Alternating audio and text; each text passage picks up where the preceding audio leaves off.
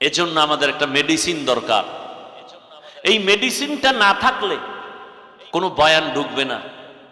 মেডিসিনের নাম তাকওয়া। মেডিসিনের নাম তাকওয়া। এটার পাওয়ার কত? আল্লাহ বলেন, আমার কাছে কে পীর, কে পাগড়িওয়ালা, কে বুজুর্গ, কে পাঁচওয়াক্ত নামাজি, কে দরবেশ, কে মক্কার ইমাম, আমি এটা দেখব না। আমার কাছে সব থেকে মর্যাদাবান ওই ব্যক্তি যার মধ্যে তাকওয়া আছে। ইন্না আকরামাকুম ইনদাল্লাহি আতকাকুম। আমার কাছে ওই ব্যক্তি বড় দামি যার মধ্যে থাকবে তাকওয়া, মানে আল্লাহর ভয়। কার ভয়? আল্লাহর ভয় অন্তরে জমা করো হে মুমিন। এই ভয় বা তাকওয়ার কত দাম! এই ভয়টা যার অন্তরে থাকবে, আল্লাহর কসম, ও জীবন চলে যাবে, কোনদিন ও কারো কাছে মাথা নত করবে না। আল্লাহ তাকে এত সম্মান দান করবেন। ওই তাকওয়ার পাওয়ার নিয়ে যারা চলবে, এরা দুনিয়ায়ও বাদশাহ, পরকালেও হবে বাদশাহ। তাকওয়া অর্জনের জন্য মাওলানা হওয়া শর্ত না, মুফতি হওয়া শর্ত না। বান্দা একটাই শর্ত, এই তাকওয়া অর্জন করার জন্য একজন আল্লাহওয়ালার নেক নজর নেওয়া শর্ত। আল্লাহওয়ালাদের নজর ছাড়া তাকওয়া আসবে না রে বাবা। আর আল্লাহওয়ালা ওলিয়া উলিয়া এরা ঘুমের মধ্যে হয় না, তাকওয়ার উপরে মেহনত করতে করতে করতে করতে আল্লাহ এদেরকেই পাওয়ার দান করেন। আল্লাহ তাআলা এমন পাওয়ার দান করেন, তাদের কলবের পাওয়ার বেড়ে যায়, তাদের চোখের পাওয়ার আল্লাহ বাড়ায় দেন। এই তাকওয়া এত দামি এক সম্পদ, এটার নাম ভয়। বেশি বেশি জিকির করার নাম তাকওয়া না, বেশি বেশি তেলাওয়াত করার নাম তাকওয়া না, বেশি বেশি তাসবিহ টানার নাম তাকওয়া না। গুনাহ থেকে নিজেকে বাঁচাইয়া রাখার নাম হলো তাকওয়া বা আল্লাহর ভয়। হর কে দারত খৌফে হকদার দিল মাদাম, জান্নাতুল মাওয়া দেহদ ও রাম কাম জুজবা হকচি জে মখাজ ইনসো যা ফজলে উ আমস্তে দর জুমলা জাহা। হেদায়েত বড় কঠিন।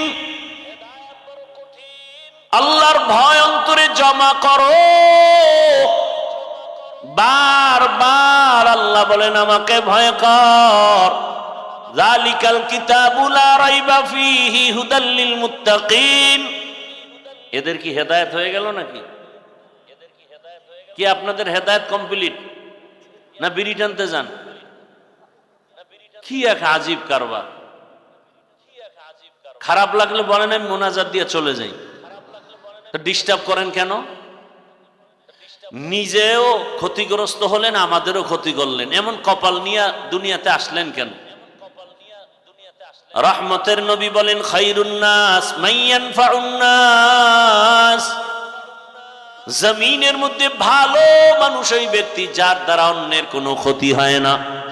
এটাই তো আসল তাকওয়া। তুমি নেক আমল করতে যদি নাও পারো, অন্তত দৃঢ়তার সাথে তুমি মজবুত হও, গুনাহ করা যাবে না। এর নাম তাকওয়া। কারো প্রশংসা যদি করতে না পারো, বদনাম করিও না, এর নাম তাকওয়া।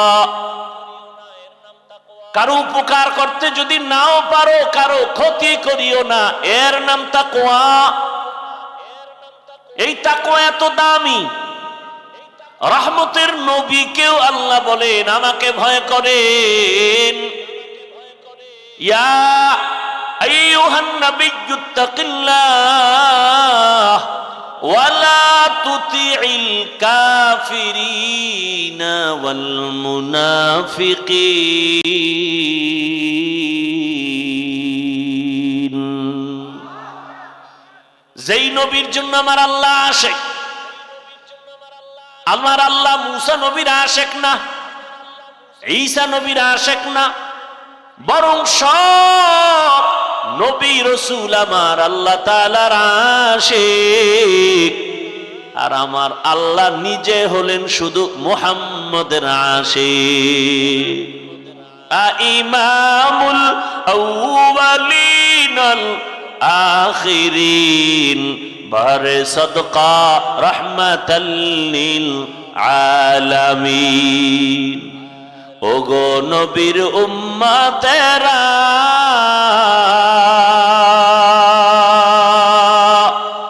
হয়ে আজি দিশাহারা, কোরআন হাদিসের চলো যখন যাহা চায় মনে, নবী বিনে কে তরাবে পুলসিরাত মিজানে, নবী বিনে কে তরাবে পুলসিরাত মিজানে। উম্মতের কান্ডারি নবী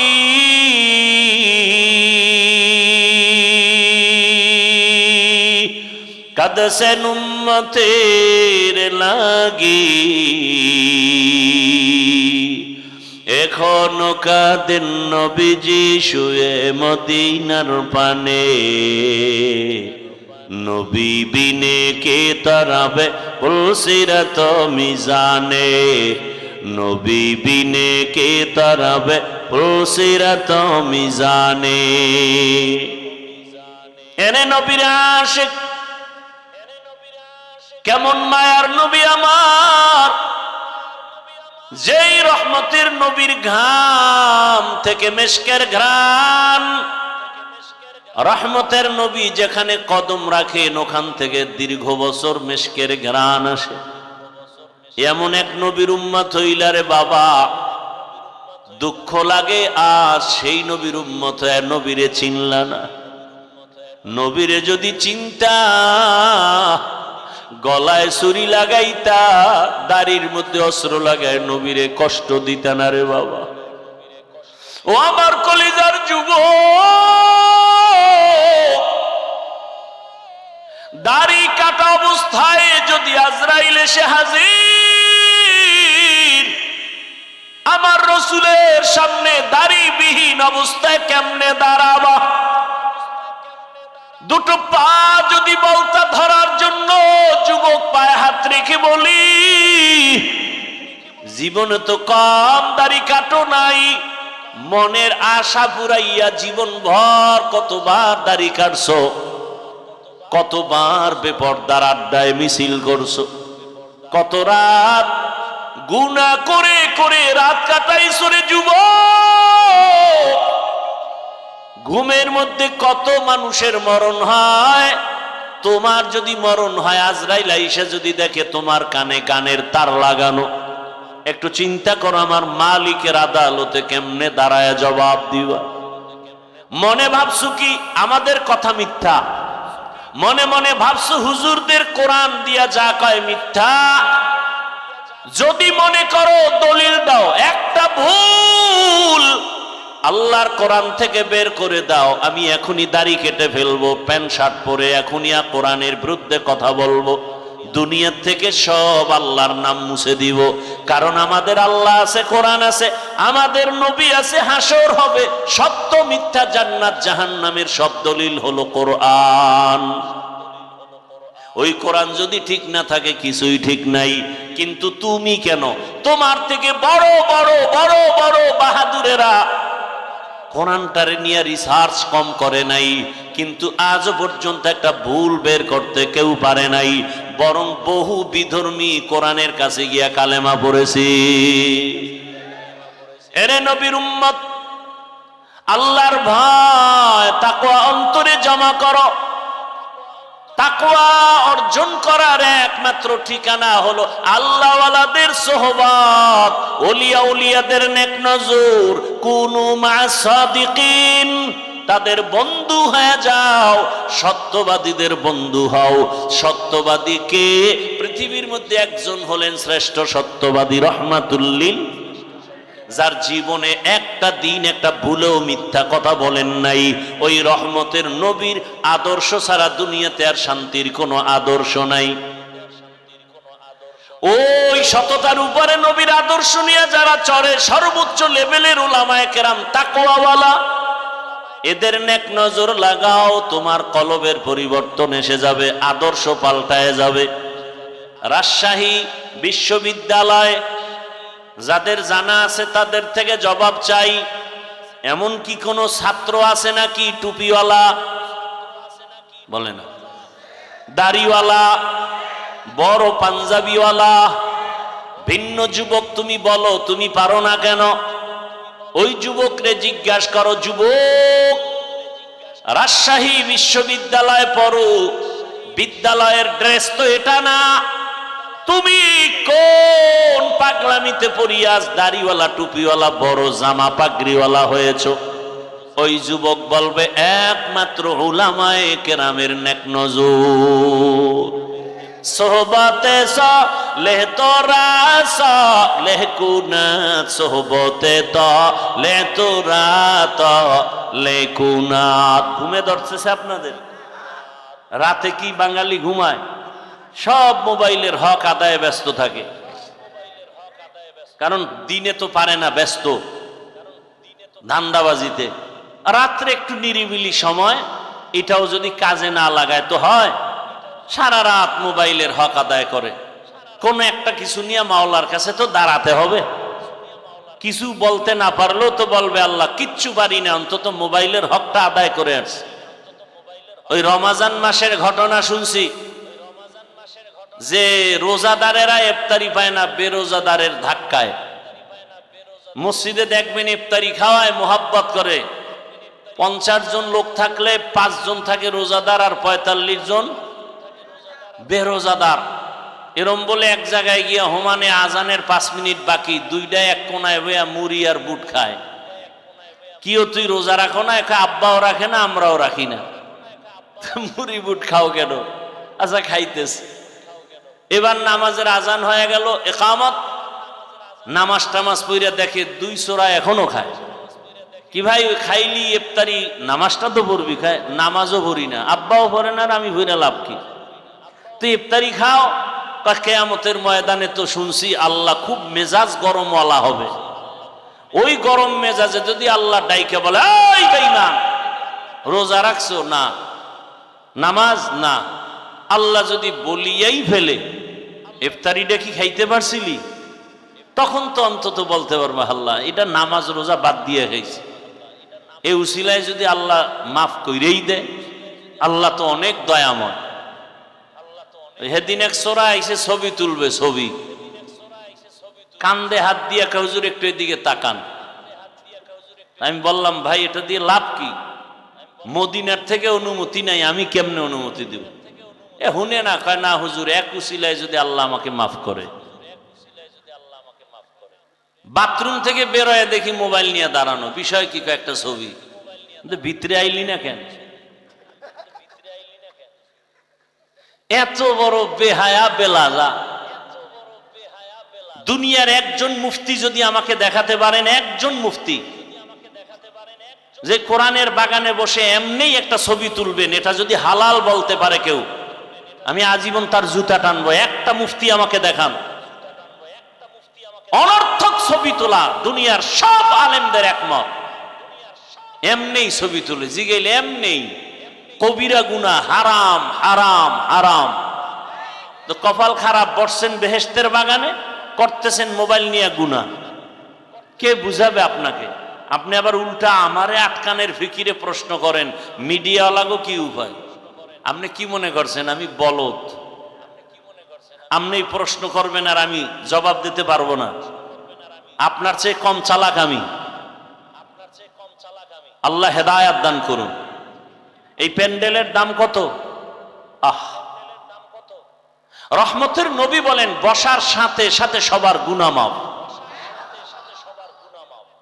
আর সে আজিমের মধ্যে এরকম এক মজলিস আল্লাহ ফেরেশতাকে নিয়ে মিলায় রাখছেন, আর ঘোষণা দিয়ে দিছেন, এই প্যান্ডেলে যারা আছে সবার গুনাহ মাফ করে দিলাম। এই প্যান্ডেলটার দাম কত জানেন? পৃথিবীতে 3rd ক্লাসের বিছানায় বসছেন, এর থেকে 3rd ক্লাসের বিছানা হতে পারে?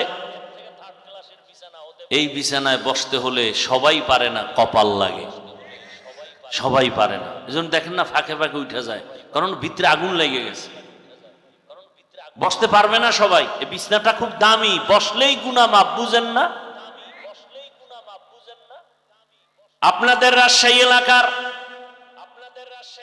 কোন টাকাওয়ালা বাহাদুর যদি এতগুলো মানুষ এক মাঠে জমা করতে চাইতেন দুনিয়ার জন্য, কি করতে হতো? তার প্রথমে ফ্রি গাড়ি দেওয়া লাগতো, ঠিক নি?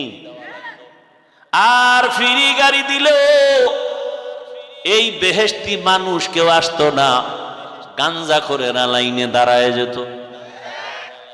আপনাদের ফ্রি গাড়ি দেওয়া আছে, একটু চিন্তা করেন তো। চিন্তা করা দরকার না? পশু করবে না, আপনি করেন। এতগুলো মানুষ এখানে, বসার জায়গা নাই, দাঁড়ানোর জায়গা নাই। আর একটা নাকি পুরুষের প্যান্ডেল বাহিরে আছে, আবার আম্মা জানের জন্য তো কত প্যান্ডেল অপেক্ষমান। নিজের টাকা দিয়া কেউ পায়ে হেঁটে এখানে আসছেন। ওই দুনিয়াদার টাকাওয়ালা বাহাদুর লোকগুলোকে এখানে আনার পরে বসার জন্য ভিআইপি চেয়ার দেয়া লাগতো। আপনাদের ভিআইপি চেয়ার দিছে? দুনিয়ার নিম্ন শ্রেণীর বিছানা, কে ভিআইপি কে নন ভিআইপি, কে বড় কে ছোট, কে আলেম কে মূর্খ, কে ধনী কে গরিব, ভেদাভেদ নাই। দুনিয়াদার বাহাদুর ওই লোকগুলোকে বসাইয়া ফাঁকে ফাঁকে ফাঁকে ফাঁকে নাস্তা দেওয়া লাগতো, ঠিক নি? আবার প্যাকেটের ভাগে যদি কম পড়তো, চেয়ারের বাড়ি, খালি বাতাসি উড়ে চেয়ার। কিও কয় জিনে ধরছে জিনে। আবার কিছু কুলাঙ্গারেরা তাদের নিজেদের দলের মধ্যে লাইভ দেয়, লাইভ বয় লাইভ দিয়া কয়, দেখছুনি আমগো দলের মানুষ আমরা কত বড় বেয়াদব। চিন্তা করতে পারেন? বলেন তো, এখানে আপনাদের নাস্তা দেওয়া হয়েছে?